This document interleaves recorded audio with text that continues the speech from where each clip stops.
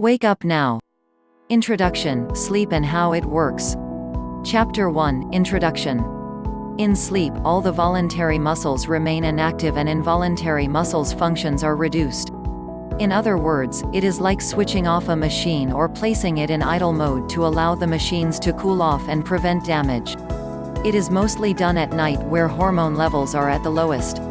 How sleep works. A person's sleep can be affected by a lot of factors. One of these factors include the circadian rhythm. The sleep-wake homeostasis or the circadian clock controls the sleep timing. It may have the greatest significance and greatest effect on the sleep of an individual. Sleep timing means the time you sleep and the time you wake up. The circadian clock is also an inner timekeeper, temperature controller, and an enzyme regulator. It is the rhythm that determines the ideal time for a person's restorative sleep and rest. It works together with a neurotransmitter called adenosine. Adenosine is a neurotransmitter responsible for inhibiting bodily processes involving wakefulness. Our circadian rhythm is commonly affected by poor sleeping habits such as overnight shifts, shifting time zones like flying from one country to another. When a person goes to bed to rest, he or she undergoes a bodily and organized process called sleep. An individual passes through 5 phases of sleep, stages 1, 2, 3, 4, and REM, rapid eye movement.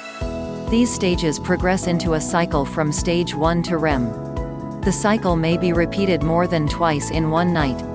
An individual spends about 50% of his sleeping time in stage 2 of the cycle, 20% in REM, and 30% is spent on the other part of the cycle.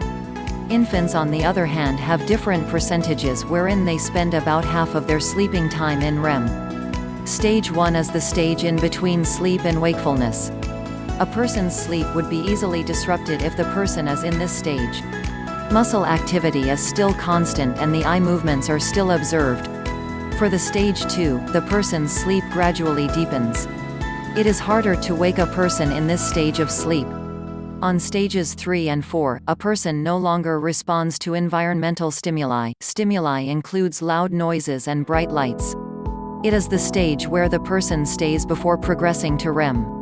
REM or rapid eye movement is part of the sleeping stage which a person enters approximately 90 minutes after sleep is initiated.